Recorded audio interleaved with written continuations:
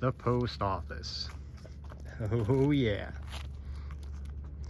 You know, the post office used to be the internet. It used to be the way we communicated and conveyed ideas. It revolutionized the nation. And then the government got a hold of it, and it became the pile of shit that it is now. The model of inefficiency, of sloth, of bureaucratic strangulation. It's really rather sad. You know, part of the reason that the internet actually innovates faster in most fields is because it's not strangled, regulated by the government. At least not near as much as any other things. You know, look at guns or ammunition, alcohol.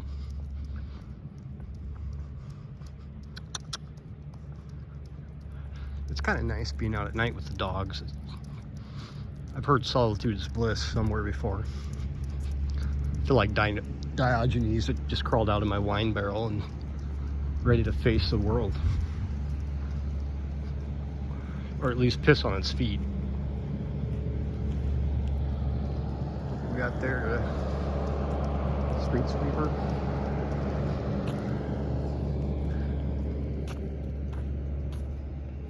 You know, the government's owned so many things. It controlled so many different industries initially, and every time it's the same story. Complete, utter failure. Total failure. You know, probably the only thing the government has done successfully is run drugs through the fucking cartels. And even then they crash planes full of cocaine into residential homes. Yeah, that type of shit isn't an accident.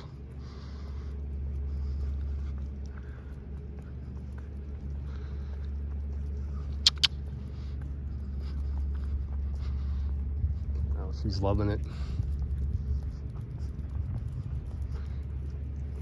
Lucky.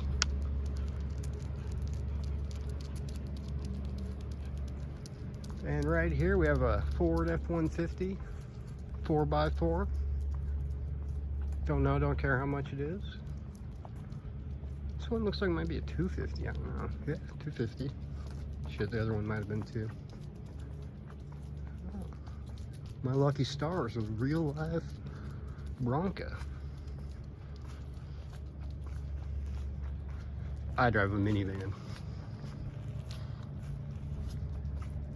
Plenty of room. Stow and go seats. Can't beat that.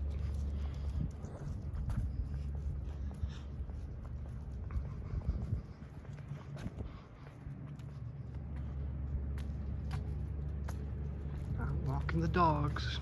2 a.m. So I was talking about framing earlier. Framing dialogue. The way we perceive things. Controlling the conversation. And that's something the left is very good at, and conservatives suck at. Which is unusual because conservatives actually can understand the left better than the other way around. You know, the leftists think all kinds of ridiculous things. You know, if I say Biden did something stupid, I get accused of being like a Trump lover. If I say vaccines, you know, the mRNA vaccines are not traditional vaccines, they're untested, and all of the data suggests that they're not good. For example, you need to be, for FDA or for emergency approval, the vaccine needs to be at least 51% effective, you know. And according to the Mayo Clinic, the vaccines average between 39, the mRNA vaccines, they average between 39 and 42%. You know, and last time I checked, the Mayo Clinic wasn't some far-right conspiracy group. Or even Japan. You know, they were much more skeptical, and they actually published shit on the Pfizer vaccine which was silenced and shadow banned on everything, of course. But, the placebo is approximately 40% effective in trial runs. That's virtually identical to the vaccine trials.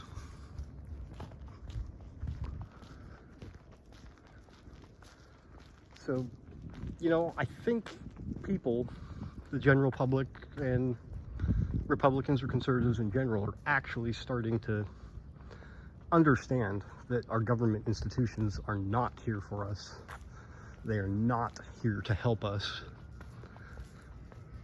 As Robert Conquest Laws of Politics state, number one, everyone is conservative about what they know best. Number two is, now I can't remember number two, I'll go to number three. It is safe to assume that any bureaucratic organization is controlled by a cabal of its enemies. It is safe to assume that any bureaucratic organization is controlled by its enemies. All right, number two, I just remembered it. Number two is any organization that is not overtly outright conservative will sooner or later become left-wing. And then if I could quote Curtis Yarvin, I will say, Cthulhu swims slowly, but he always moves left. Isn't that interesting?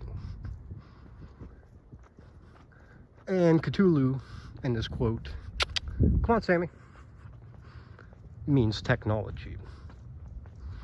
And, progress is a very big term. It has multiple meanings. In the political sense, left is synonymous with progress, basically, although there are some slight differences. But also, if we think about it as like the singularity, AI, and technology in general, the way the post office revolutionized communications, and then we had the telephone after that, and that kind of made post and script obsolete in some ways. Although for records and things like that, it was still necessary, so it stuck around. But then the internet came around, and that has changed everything. The internet is similar to the printing press. When the press came out, that's when the Reformation started in Europe. That's when all hell broke loose.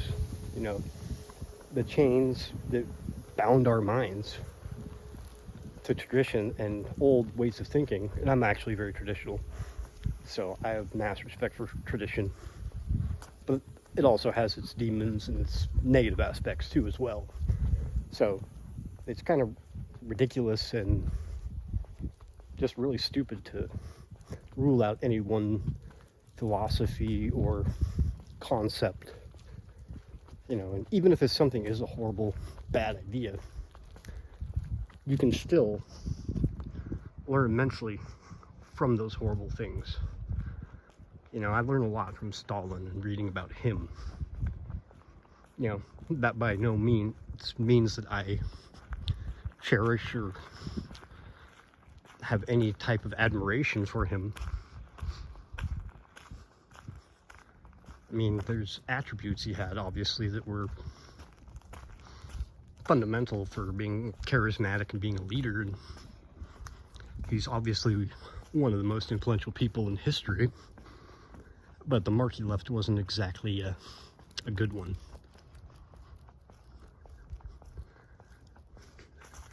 Come on, Lucky. Top speed there.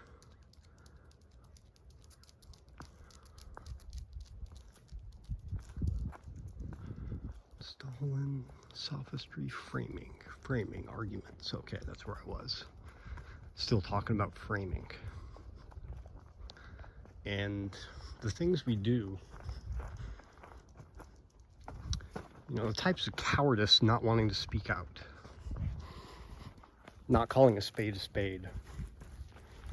you know, giving any ground to these insane leftists, to these progressives, is utterly ridiculous. And the sooner everyone calls them out, the sooner we can start to rebuild this world.